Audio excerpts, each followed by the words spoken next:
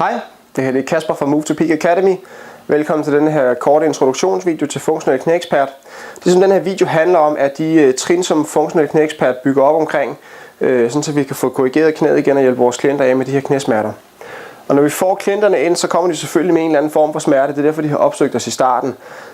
Og den her smerte, i hvert fald når vi snakker omkring kroniske overbelastningsskader, sådan som springerknæ og løberknæ, der vil der altid være en eller anden inflammation, der ligger under, som skaber den her form for smerte. Og den her inflammation er et tegn på, at vævet bliver overbelastet. Det er derfor, inflammationen kommer. Inflammationen er jo bare en naturlig del af kroppens måde at hele sig selv på, hvis der er sket en eller anden form for overbelastning. Så inflammationen skal være der for at fjerne det væv, der er gået i stykker. Det, der vi bare ikke er interesseret i, det er, at der er en konstant opbygning af inflammationen, fordi er den der, så er det, at vores klienter begynder at opleve denne her konstante smerte, når de enten er fysisk aktive, eller bare sidder stille og roligt derhjemme. Så den her inflammation er et tegn på, at der er en eller anden form for overbelastning. Og overbelastningen er i sidste ende bare et tegn på, at der er noget andet, der er galt. Fordi vores væv er jo bygget til at kunne håndtere den måde, vi bevæger os på. Så lige så snart vævet begynder at blive belastet anderledes, så er der en overbelastning. Og den her overbelastning kommer som regel af, at vores væv skal kompensere for et eller andet, der ikke fungerer ordentligt. Så det er det her noget andet, vi er på jagt efter i funktionel knæekspert. Og det er sådan, så knæet er et hængsled, det kan bøje, og det kan strække, men det har også en lille rotationskomponent, og den her rotationskomponent er ekstremt vigtig i forhold til genoptræningen af knæet. For den her rotationskomponent kan skabe en stressfaktor på stort set alle strukturer i hele knæet. Og det er sådan, så langt de fleste knæklienter, som, i hvert fald som jeg ser, og som vi har i vores praksis, de har en udrotation af tibia, og det ser vi altså hos næsten 90% af klienterne, hvor tibia simpelthen er blevet trukket i udrotation i forhold til femur. Den her udrotation skaber for det første et skævt træk på patella, så har vi problemer omkring patella. Det skaber et skævt træk på patellasenen, så har vi springerknæproblemerne. Det skaber et skævt træk på de kollaterale ligamenter, så har vi problemerne der. Og den her rotation gør rent faktisk, at tractus iliotibialis kommer tættere på den laterale epikondyl og kan begynde at glide ind over der, og så har vi problemer med løberknæet.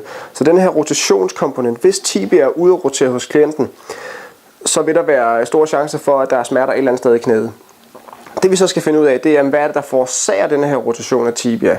Og det kan både komme op fra hoften, hvis ilium sætter sig skævt, så vil der komme et øget træk på tractus iliotibialis, som vil trække tibia ud af. Så er vi nødt til at gå op og korrigere bækkenet. Det næste, der kan være et problem, det er menisken. Så kan godt være, at vi har korrigeret de ting, som ligesom træk tibia skævt, men hvis menisken ikke kører rigtigt, så vil tibia ikke have plads til at rotere på plads igen. Og det er sådan, så når knæet bøjer, så trækker menisken sig en lille smule sammen for at få ledlinjerne til at passe bedre, eller ledfladerne til at passe bedre sammen. Og når vi så strækker knæet igen, så flader menisken ud igen for at få ledfladerne til at passe ordentligt. Og nogle gange så sker der det, at når vi bøjer og strækker knæet, så glider menisken ikke rigtigt. Og det man typisk ser, det er, at menisken glider for langt frem, når vi strækker knæet, og så kommer menisken i klemme foran i ledet og kan skabe smerter omkring patellasenen og smerte dybt ind i ledet, samt smerter om bag på knæledet. Så først når vi har korrigeret denne her rotation af tibia, så er vi nødt til at korrigere menisken. Og det er sådan, så menisken rent faktisk bliver styret af funktionen i fibula og nede i foden. Så der er vi nødt til at arbejde den vej ned for at korrigere menisksporingen. Når vi så har arbejdet med det her, så kan vi begynde at kigge på den lokale stabilitet omkring knæet. For det er sådan så, at musklerne omkring knæet selvfølgelig skal fungere for, at knæet kan arbejde ordentligt. Men hver eneste muskel kan deles op i yderligere muskelfiberdele. Og der er man nødt til at gå ind og tjekke, at hver eneste muskelfiberdel rent faktisk fungerer ordentligt, for ellers så vil en muskel for eksempel kun trække med 2/3 af den funktion, rent faktisk skal arbejde med. Et godt eksempel er vastus medialis obliquus, som kommer i 4 fiberdele. Og hvis det kun er de 3 af fiberdelene, som arbejder ordentligt, så vil patella ikke kunne blive styret ordentligt. Så er vi nødt til at gå ind og få aktiveret den sidste fjerdedel. Så når vi har skabt den lokale stabilitet, så kan vi gå ind og kigge på den globale stabilitet, så vi kan begynde at forebygge tilbagefald på den lange bane. Så er vi nødt til at kigge på den globale stabilitet både i foden, hoften og knæet, så hele den slynge, der hænger sammen, begynder at arbejde, som den skal. Så hvis vi kigger på behandlingsstien for funktionel knæekspert, så handler det i første omgang om at få fjernet eller få korrigeret den her rotation af tibia. Vi skal være sikre på, at knæet sidder rigtigt. Ligesom hvis du tager et dørhængsel og vrider den ene del og prøver på at bøje og strække det, så går dørhængslet også i stykker. Det samme sker med knæet.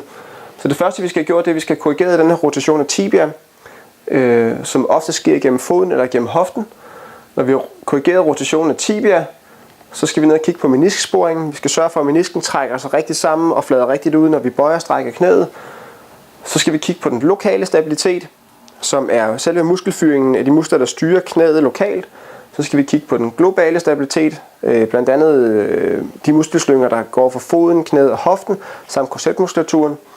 Når vi har alt det her på plads, de her 4 ting her, så har vi korrigeret det rent biomekaniske.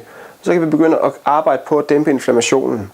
Men inflammationen arbejder vi først med hernede, fordi de 4 andre ting her, at det er noget andet, som vi kigger efter.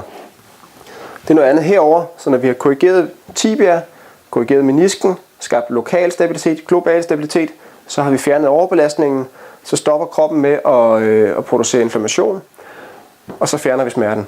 Og du vil rent faktisk opleve, at mange af dine klienter på selve behandlingsgangen rent faktisk får en markant begrænsning af smerterne, alene på baggrund af, at vi korrigerer det rent biomekaniske.